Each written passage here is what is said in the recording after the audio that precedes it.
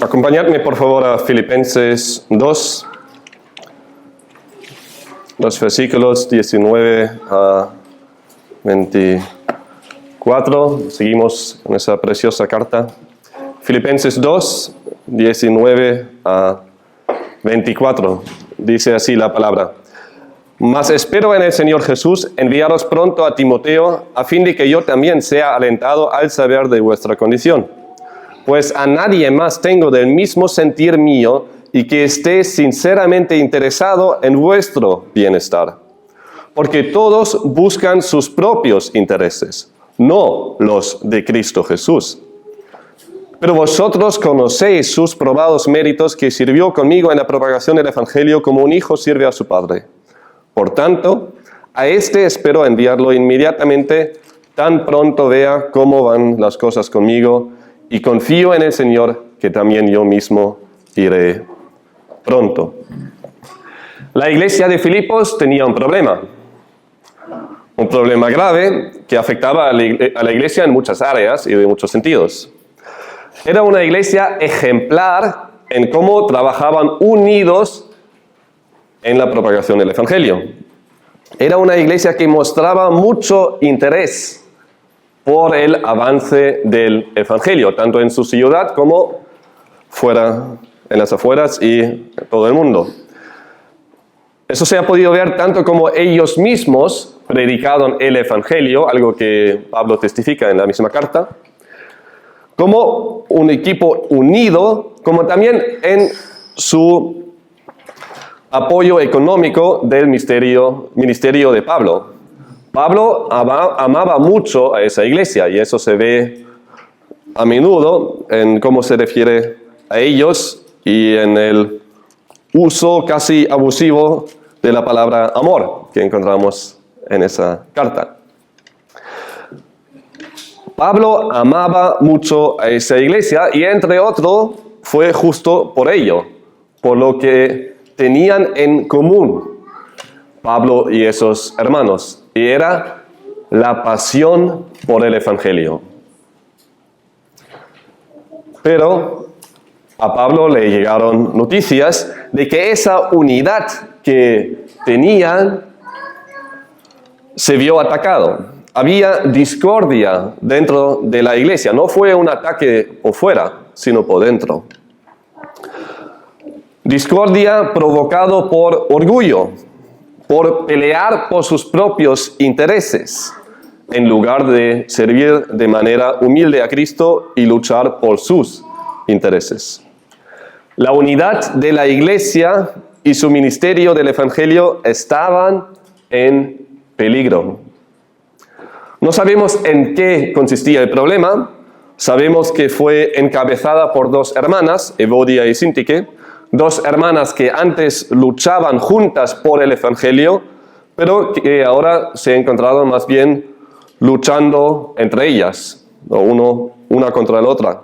Pero a Pablo no le importaba mucho el tema por el cual sacrificaron la armonía entre ellas, pero sin mencionar el tema, les da a la iglesia la solución para ese problema. ¿Cuál es la solución? Haya pues en vosotros esta actitud que hubo también en Cristo Jesús. Filipenses 2, 5. ¿De qué actitud de Cristo hablaba? Podéis responder. Dice, haya pues en vosotros esta actitud que hubo también en Cristo Jesús. Y después explica. ¿De qué actitud hablaba? Humildad, efectivamente. Su humildad es la actitud cristiana que Pablo más subraya en la carta a los Filipenses. Y hoy lo veremos una vez más. Veremos dos áreas de ministerio donde la humildad es clave para servir fielmente. Y el primer área que vemos, lo encontramos en los versículos 19 a 21, es humildad en el servir a los hermanos. 19 a 21 dice, mas espero en el Señor Jesús enviaros pronto a Timoteo a fin de que yo también sea alentado al saber de vuestra condición, pues a nadie más tengo del mismo sentir mío y que esté sinceramente interesado en vuestro bienestar. Porque todos buscan sus propios intereses, no los de Cristo Jesús. Dice, más espero en el Señor Jesús, es decir, en la voluntad del Señor. Pablo aquí expresa un deseo, estando consciente de su dependencia del Señor. De la misma manera como nosotros solemos decir, pues si Dios permite, espero verte el domingo. Es una manera de recordarnos a nosotros mismos y a los demás que la realización de nuestros planes y deseos dependen de la voluntad del Señor. Y además que lo mejor es que se cumple su voluntad y no la nuestra, en caso de que sea contrario a la suya. En este caso, el plan, o más bien el deseo de Pablo era enviaros pronto a Timoteo. Recordamos que Pablo se encontraba en Roma, en arresto domiciliario, era su primer arresto ahí, bajo custodia, y tenía en ese momento a Timoteo consigo, que le fue de gran ayuda.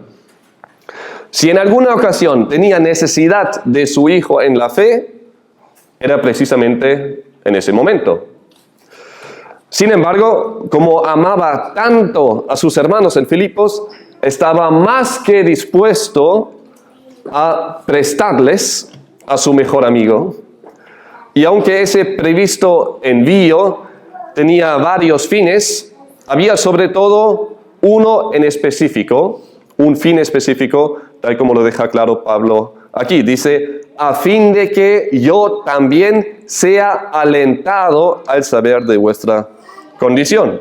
Pablo quería saber de cómo están sus queridos hermanos, de cómo se encuentran, de qué tal les va. Deseaba tener noticias de ellos y, tal como lo muestra aquí, esperaba nada menos que buenas noticias.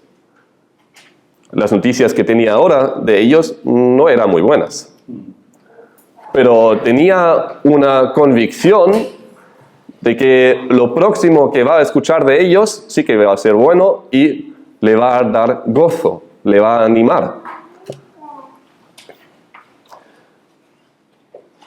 Tiene la convicción de que las noticias que va a recibir por parte de Timoteo le van a animar, alentar y alegrar. Las razones por las cuales Pablo tenía esa esperanza de que le lleguen noticias buenas pueden ser muchas.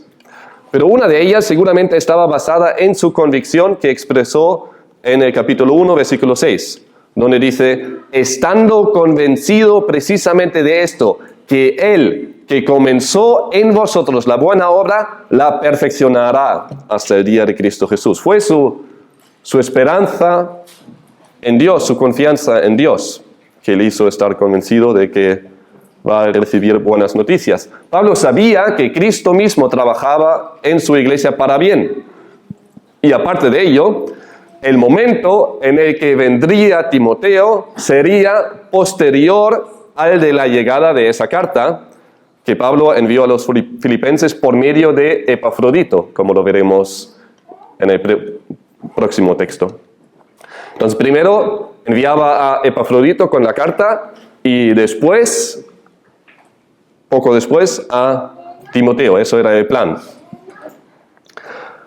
Es decir, Pablo sabía que Timoteo llegaría después de la carta y así va a poder ver de qué manera Dios haya usado la carta de Pablo a los filipenses para su bien. Estaba convencido de que cuando reciban esa carta les va a servir para bien y que Dios va a usar esa carta para el bien espiritual de la iglesia y en el mejor de los casos para solucionar ese problema grave que tenían.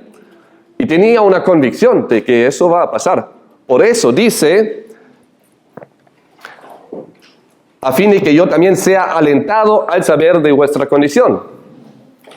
No tiene duda de que va a recibir buenas noticias, de que Dios va a usar esa carta para el bien espiritual de los filipenses. Eso es lo que implica el versículo aquí. Pablo tenía la esperanza de que la carta, acompañado con el regreso de Epafrodito, va a producir buen fruto en sus hermanos. Y como estaba previsto que Epafrodito se quede en su iglesia en Filipos, estaría pendiente de que Timoteo también visite esa iglesia y vuelva con un reporte.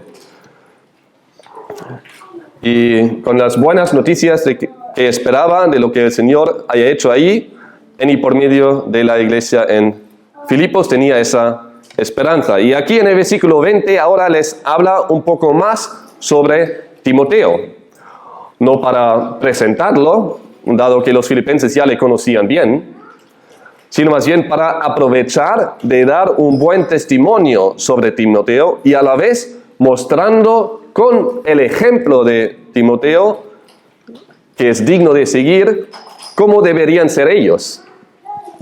Con la primera frase ya deja bien claro que Timoteo no era uno entre los demás, sino más bien el hermano que más valoraba. Y ahora veremos por qué.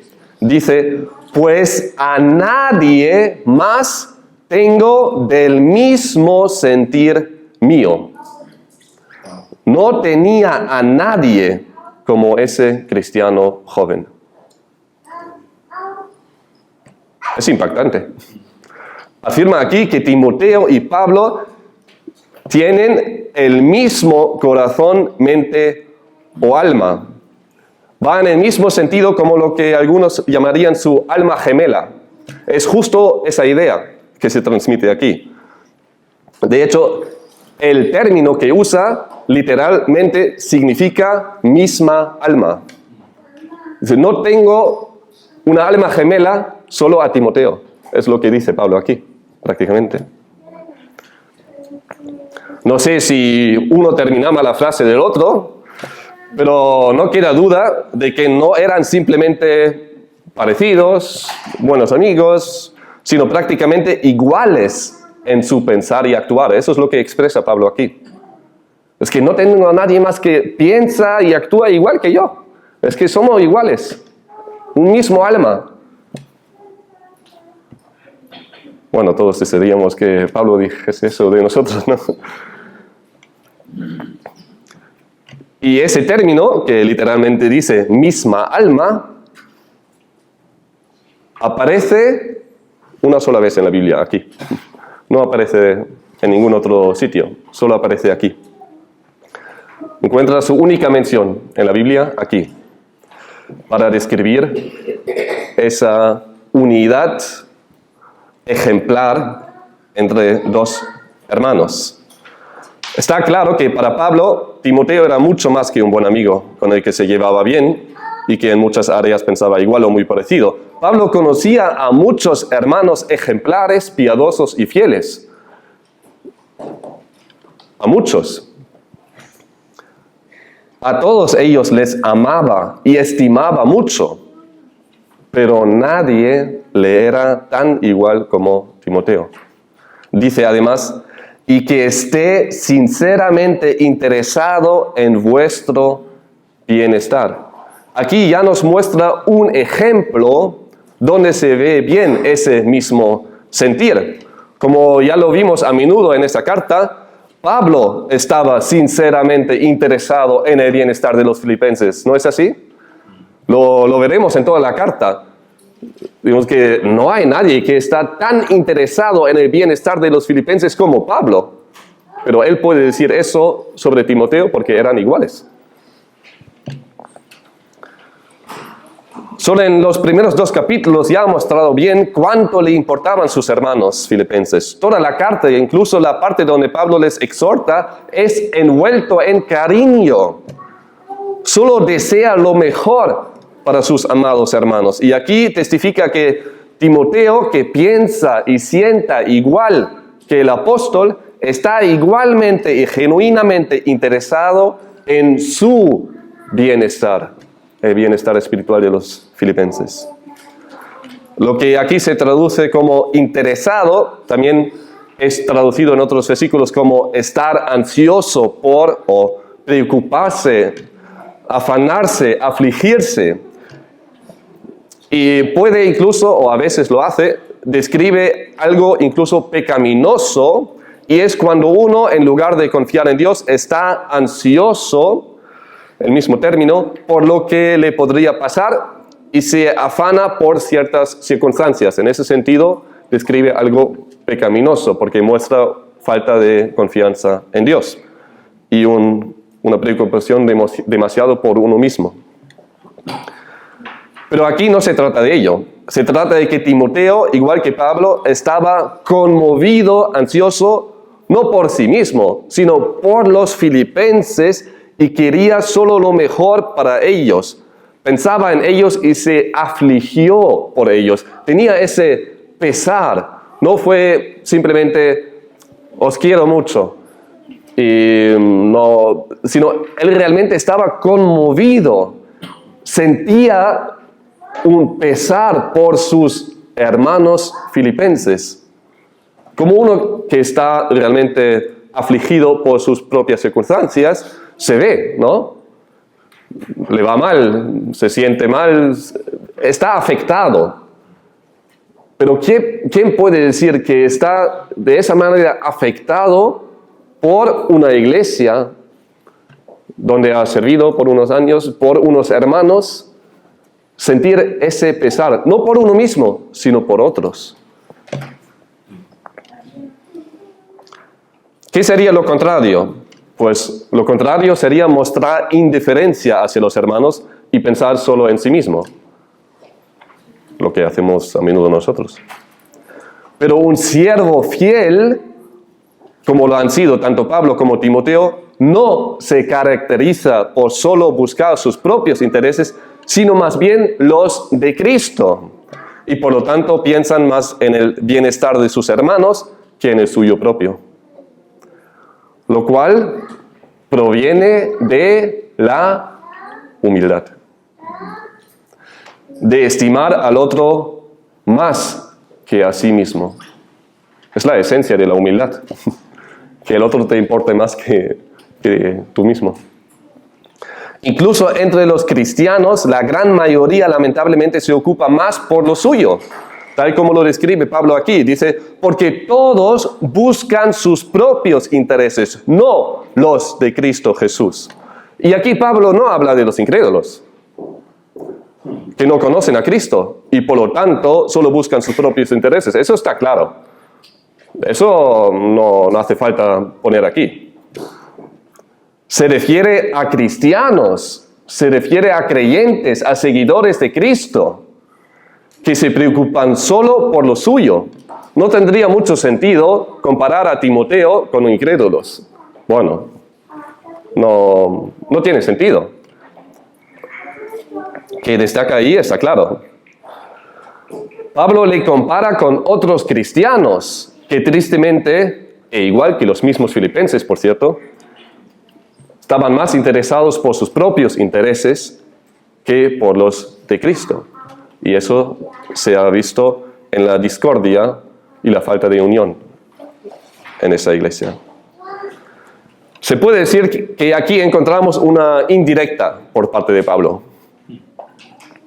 Es decir, que al elogiar a Timoteo por no buscar lo suyo, sino más bien lo de Cristo y por ende lo de los demás, está a la vez exhortando a los filipenses. Y de hecho, unos pocos versículos atrás lo dijo claramente. Ahí en los versículos 3 y 4 dijo, nada hagáis por egoísmo o por vanagloria, sino que con actitud humilde cada uno de vosotros considere al otro como más importante que a sí mismo, no buscando cada uno sus propios intereses, sino más bien los intereses de los demás. Eso fue una directa. Ahí lo dijo claramente. Pero aquí va a lo mismo. Habla de lo mismo, poniendo a Timoteo como ejemplo a seguir. Obviamente Timoteo no alcanza a ser un ejemplo como Cristo, por eso primero pone a Cristo como el ejemplo perfecto en humildad, pero aquí muestra, mira, aquí tenemos a uno que piensa, que tiene esa actitud como Cristo, ¿no? Pablo sigue con el mismo tema. No habla solo en esos versículos de la humildad, presentando a Cristo como ejemplo y después cambia páginas y habla de otro tema. No. Sigue hablando de lo mismo. Preservar la unidad en la iglesia por medio de la humildad.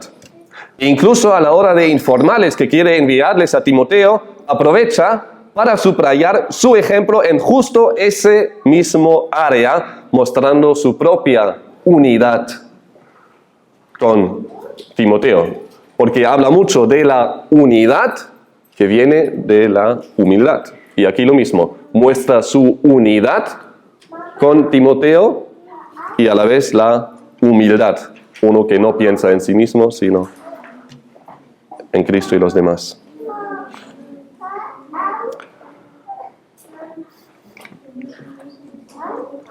Nos muestra aquí a un siervo humilde. Es como dijera, mirad hermanos, os quiero enviar a alguien con quien estoy viviendo justo a lo que os llamo a vosotros. Una preservación ejemplar de la unidad en los mismos hobbies, los mismos intereses, la misma profesión, en el mismo Señor, en Cristo. Porque no fue otra cosa, interés o persona en que encontraban esa unidad, Pablo y Timoteo. Fue Cristo. Fue Cristo en quien Pablo y Timoteo encontraban su pasión, su interés, su unidad. No tenían ni la misma edad, ni la misma profesión, ni la misma precedencia, ni los mismos hobbies, ni tampoco eran familia. No tenían mucho en común. Pero lo que tenían en común es lo mejor que uno puede tener en común. Es Cristo. Lo que hizo que fueran iguales fue su ferviente amor para Cristo. Hay muchas cosas que pueden unir a personas y hacer que se olviden por un momento de sus propios intereses, pero no hay nada ni nadie que se puede comparar con Cristo. En los años 90, Nelson Mandela y Frederick de Klerk pusieron fin al apartheid, es decir, al sistema de segregación racial impuesto en Sudáfrica y Namibia por la minoría blanca entre 1948 y 1994. Ese sistema negaba derechos fundamentales a la población negra y separaba a las personas en grupos raciales. Los dos eran muy diferentes. Mientras Mandela era el líder del Congreso Nacional Africano y activista negro anti-apartheid, que pasaba, por cierto, 27 años como preso político en la cárcel, Frederick de Klerk era el presidente de Sudáfrica, blanco, conservador y miembro del partido que había implementado el apartheid. Entonces eran enemigos. Encabezaban ambos partidos. Y aunque durante décadas representaron los lados opuestos del conflicto, llegó el momento donde ambos sacrificaron sus intereses personales, ideológicos y políticos para evitar una guerra civil y lograr una transición pacífica. En concreto, de Klerk renunció al poder político de su grupo racial, lo que para muchos de su partido fue una traición, dado que desmanteló el régimen que lo había llevado al poder. Mandela, por otro lado, sacrificó una postura de revancha y aceptó negociar con sus enemigos. No buscó venganza, sino reconciliación para el bien del pueblo. Incluso defendió la unidad nacional por encima del resentimiento histórico. De Klerk y Mandela trabajaban juntos en un gobierno de transición. Mandela incluso eligió públicamente a de Klerk por su coraje. Sabían que se necesitaban mutuamente. Mandela no podía lograr la paz sin el poder institucional de Klerk, y de Klerk no podía lograr la transición sin la legitimidad moral de Mandela, sin su ejemplo. El resultado fue el fin del apartheid. Las primeras elecciones democráticas multirraciales en Sudáfrica y el Premio Nobel de Paz para ambos en 1993. Recibieron ambos ese premio porque la paz la consiguieron ambos, cuando sacrificaron sus propios intereses y no buscaban su propio bien, sino el bien del pueblo. Y es muy inspiradora esa historia, ¿verdad? Algo que nos gustaría mucho ver hoy en día. Pero hermanos, y ya estamos llegando a la aplicación del primer punto. Si incluso los que no conocen a Cristo pueden llegar a tal punto de dejar pelear por sus propios intereses por una causa mayor, ¿cuánto más nosotros como creyentes por la causa de Cristo? Que no solo el servir en la iglesia, sino todo lo que hagamos no sea caracterizado por una lucha para nuestros propios intereses, sino más bien por y para Cristo. Igual como lo hicieron tanto Pablo como Timoteo. Recordad, hermanos, Pablo está aquí comparando a Timoteo con otros cristianos, al decir que los demás buscan sus propios intereses, pero él los de Cristo. Y me temo de mucho de lo que hago, no lo hago porque estoy más interesado en los intereses de Cristo, sino más bien porque estoy llevado por mis propios intereses. Y me da vergüenza, me da rabia ver eso en mi propia vida, al examinar mi propio corazón. Y decir, ¿por qué lo haces? ¿Lo haces realmente porque amas a Cristo y amas a los demás más que a ti? ¿O por algún beneficio propio? Hermanos, es muy fácil vivir incluso como creyentes para uno mismo. Pero a ello no nos ha llamado Cristo. Todos deberíamos aspirar a andar como andaron Pablo y Timoteo, es decir, desinteresado por uno mismo e interesado por lo de Cristo, teniendo la misma actitud humilde como Cristo mismo.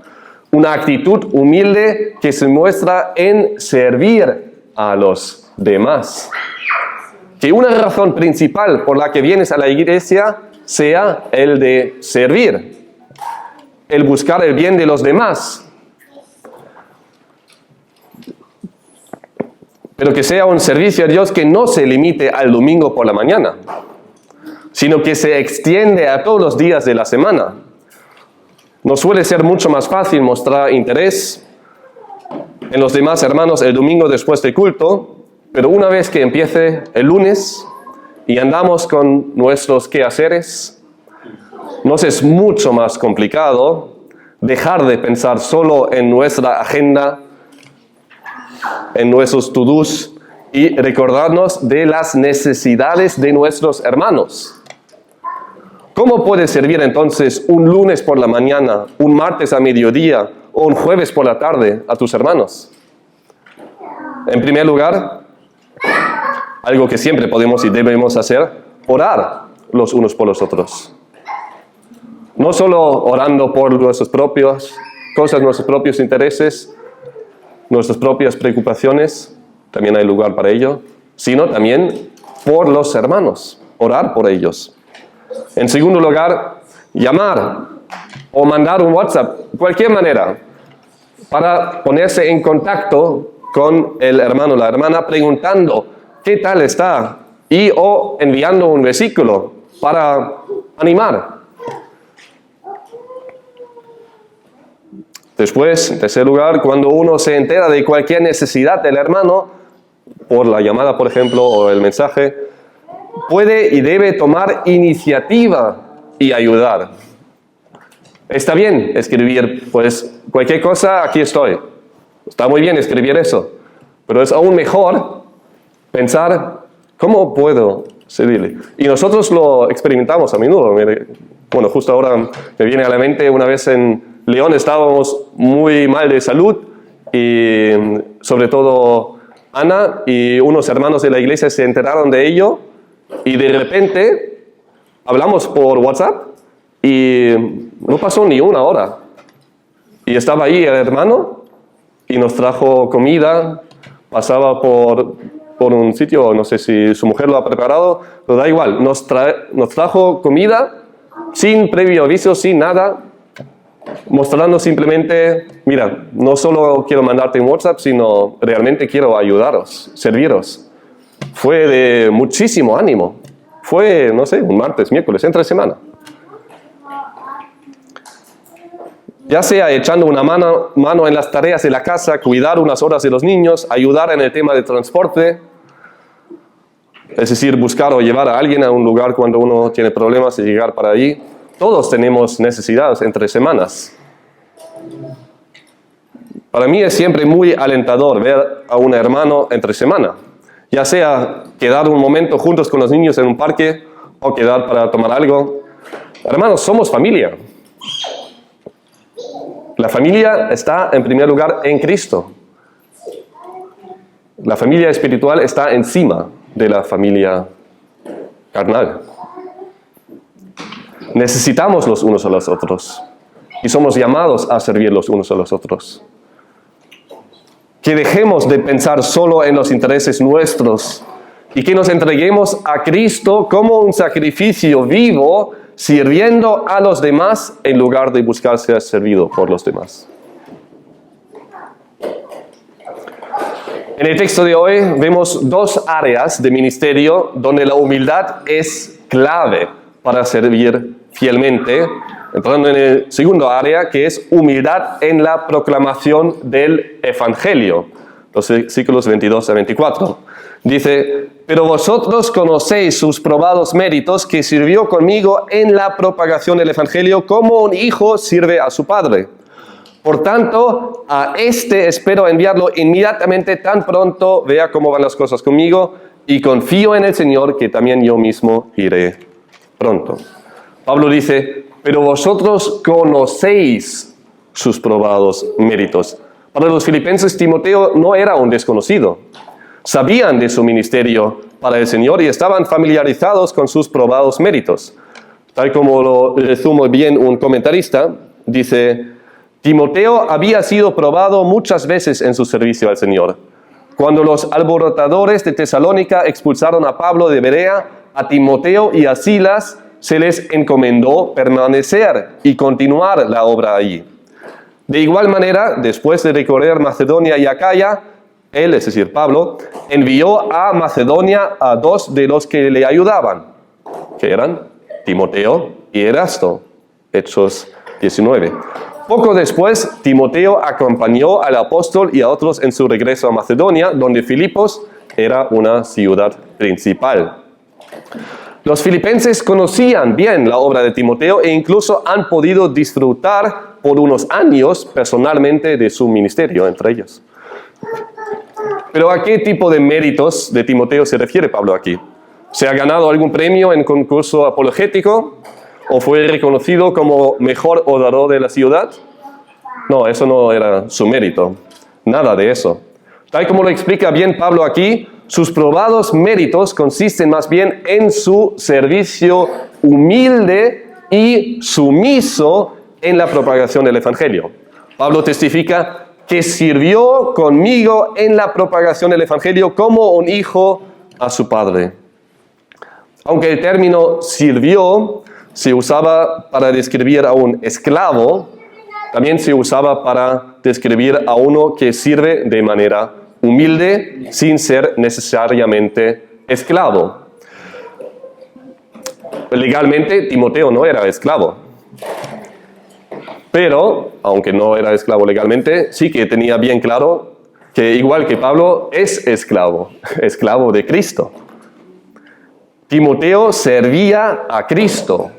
No vivió para sus propios intereses, sino como buen esclavo para los intereses de su amo, Cristo.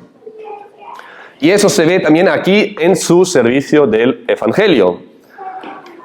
Recordamos que las había que servían en la propagación del Evangelio con motivos erróneos, como Pablo bien lo desarrolló en el primer capítulo. Ahí habló sobre aquellos que proclaman a Cristo por ambición personal. Es posible proclamar el Evangelio en las calles con motivos erróneos. Pero Timoteo no era así.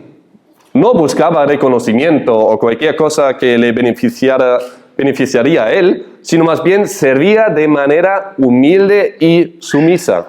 En este caso sirvió al lado de Pablo como un hijo a su padre. La ilustración que Pablo usa aquí fue muy gráfica y muy buena en aquel entonces. En el contexto de hoy ya prácticamente no nos sirve mucho, dado que hoy ya no es nada común, es decir, una sumisión ejemplar de un hijo a su padre.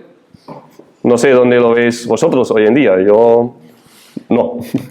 Hoy son más bien a menudo los hijos que manden y los padres que les sirven a ellos en sus necesidades.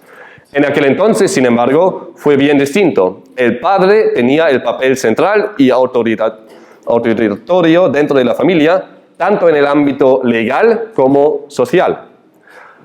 La relación del hijo a su padre se caracterizaba por el respeto, la obediencia y también la sumisión por parte del hijo. Era muy común en aquel entonces que el hijo aprendiera el oficio de su padre. Además, se esperaba por general que el hijo actúe como el representante de su padre cuando éste estaba ausente. No se trataba mucho de que el hijo se autorrealice, sino más bien que sea fiel en lo que su padre esperaba de él. El hijo ideal en aquel entonces era el que le servía a su padre, aprendiendo de él y siguiendo sus pasos. Y en ese sentido, Pablo habla de Timoteo, que de esa manera ha servido en la propagación del Evangelio como un hijo a su padre. Porque Timoteo era así. Junto con Pablo servía a Cristo, aprendiendo de su padre espiritual y sirviendo de manera sumisa y humilde a su lado. Sabía que Pablo era llamado a ser apóstol entre los gentiles y estaba más que contento en poder servir a su lado en lo que hacía falta. Pablo a menudo le mandó para allí y para allá si la obra del Evangelio lo requería. Y Timoteo seguía sus órdenes gozosamente. Timoteo le quería mucho a Pablo, porque ha podido ver que es un siervo que se ha entregado por completo al Señor, es decir, que solo se interesaba por lo que le interesa a Cristo. Y como a Timoteo también solo le interesaba lo de Cristo, pues estaba bien contento en poder servir en la sombra de Pablo. Y lo que vivía de manera ejemplar ese joven cristiano fue justo lo que Pablo quería que también lo viviesen los filipenses. En la iglesia tenían un problema de discordia, y la unidad de la iglesia estaba en peligro, que a la vez frenaba la proclamación del Evangelio, tanto por su mal testimonio, como también por el hecho de que ya no proclamaban fielmente como un buen equipo las buenas nuevas como antes lo hacían.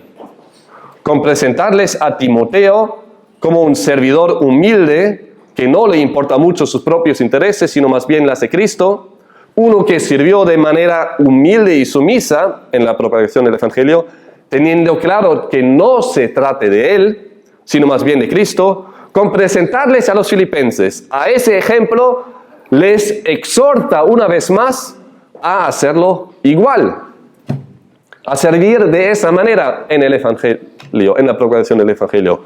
No luchando cada uno por sus propios intereses, sino de manera humilde, sumisa. Con la actitud humilde de Cristo mismo. Que sea la humildad de Cristo reflejado en ellos, en su ministerio. Buscar servirle a su Señor como un solo hombre. A olvidarse de uno mismo y sacrificarse en el día a día para la obra de Cristo.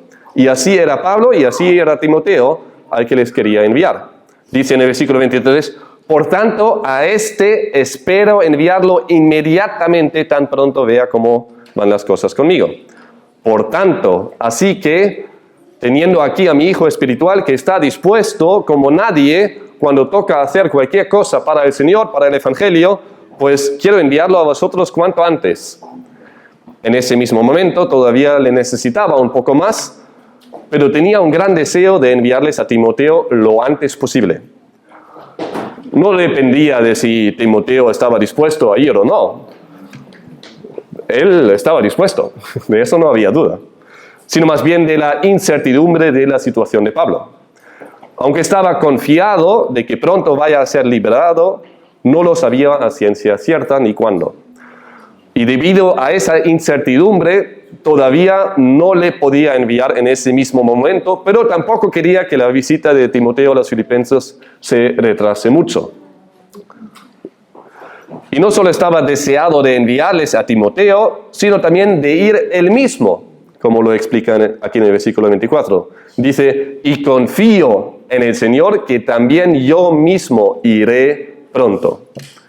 Pablo ya ha mencionado antes que contó en ese momento con su pronta liberación, y una de las cosas que tenía pendiente de hacer en cuanto sea librado era visitarles a sus queridos hermanos en Filipos, para poder servirles a ellos para vuestro progreso y gozo en la fe, como lo mencionó ya en 1:25. Así que en toda esa presentación de Timoteo resalta el propio testimonio de Timoteo, está obvio, y una exhortación a los filipenses, y a la vez su propio amor por ellos, su deseo de enviarles a su mejor amigo y ir pronto él mismo en cuanto le sea posible. Charles Stott fue un famoso misionero británico a principios del siglo XIX, primero en la China y luego en África. Stott fue parte del grupo de los 7 de Cambridge, hombres jóvenes que dejaron riqueza y prestigio para servir al Señor como misioneros. Y al final de su vida, Stott fundó la Heart of Africa Mission, que luego se convirtió en Worldwide Evangelization for Christ, WEC, no sé si os suena. Cuando Stott fue al corazón del África ecuatorial para evangelizar, donde el evangelio todavía no ha llegado, se tuvo que enfrentar a muchas dificultades. Enfermedad, soledad, condiciones climáticas extremas y la constante amenaza de violencia. No era el sitio más tranquilo donde vivir. Cuando Stott era ya un hombre mayor y enfermo, se unió a su viaje a África un tal joven Alfred Buxton, un joven apasionado por el evangelio. Aunque la mayoría pensaba que Stott estaba loco por ir a África a esa edad y en esas condiciones físicas, Buxton se unió a él, pero no como un líder, sino más bien como un ayudante fiel, dispuesto a servir al hombre de Dios en todo lo que hacía falta. Buxton lo acompañó en sus viajes misioneros, soportando malaria, hambre, peligros y aislamiento. En todo ello no buscaba ni protagonismo ni gloria, sino quería simplemente obedecer el llamado de Dios y apoyar al que ya estaba liderando la obra. Eso fue su único deseo. Y de hecho no es muy conocido. Tal como Timoteo de Pablo, Buxton aprendió del celo, la fe y la valentía de Stott. En su vejez cuidaba de él, como un hijo a su padre espiritual. Cuando Stott ya no podía hablar en público, fue Buxton que hablaba por él. Fue su voz, y después de la muerte del misionero anciano, fue Buxton que llevó adelante el trabajo. Gracias a su trabajo, la misión se estableció en el Congo. Aunque seguramente no fue algo en que pensaba, al final ese joven fue clave en dar continuidad a la obra.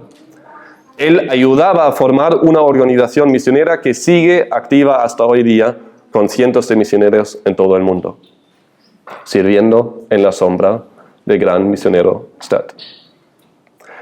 Hermanos, en nuestro servicio al Señor nunca se trata de nosotros, o nunca debería tratar de nosotros.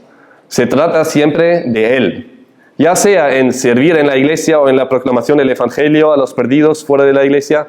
No sirvamos nunca para recibir elogio nosotros, para brillar nosotros, Si Dios te usa en segunda fila, pues genial. Dale gracias a Él. Dale gloria a Él. No busques nunca tu propio prestigio. E igual te parece raro, pero es muy fácil predicar el Evangelio por motivos erróneos y con orgullo. Lo fue allí, como lo escribió Pablo en el primer capítulo, y también lo es hoy. Da igual de qué manera el Señor te ha dotado, jamás confíes en tus habilidades a la hora de servir al Señor. Sírvele en humildad, confiando plena y únicamente en Él. En el texto de hoy hemos visto una vez más la gran importancia que tiene la humildad para cada uno de nosotros. Mientras el mundo menosprecia la humildad, Cristo mismo la mostró a la perfección. ¿Y cómo lo mostró? Se humilló a sí mismo, tomando forma de un siervo, haciéndose semejante a los hombres, y hallándose en forma de hombre, se humilló a sí mismo, haciéndose obediente hasta la muerte y muerte de cruz. Y si estás tú aquí hoy y todavía no conoces el valor de la cruz, no conoces lo que tiene que ver la cruz contigo, te lo quiero explicar. Cristo murió en la cruz y eso fue un acto de tremenda humillación, pero lo hizo, ¿por qué? No porque lo necesitaba Él, porque lo necesitamos nosotros. Para morir por nuestros pecados, para tus pecados. Y no simplemente quiero pedirte que lo consideres, el arrepentirte y confiar en Cristo, sino te llamo a hacerlo. Es un mandato creer en Cristo, no es una opción. Bueno, si quieres puedes hacerlo, no. Somos llamados a hacerlo, no te queda otra. Eres desobediente si no te arrepientes y crees en Cristo para tu salvación. Y esa desobediencia, esa rebeldía contra Dios, aferrándose a su vida rebelde por uno mismo, va a ser castigado por Dios por toda una eternidad en el infierno. No esperes el momento cuando sientas algo. No se trata de mucho. Bueno, está bien que sientas algo, pero es un llamado a seguir. Somos llamados a creer en Cristo, es un mandato. Y si no lo hagas, muestras tu rebeldía y enemistad contra Dios. No lo pospones. Arrepiéntate ya, hoy, y cree en Cristo para tu salvación. El que murió en la cruz y resucitó, venció la muerte y el pecado, para que tú también puedas participar y tener vida y paz para con Dios por toda una eternidad. Desde hoy. Arrepiéntete.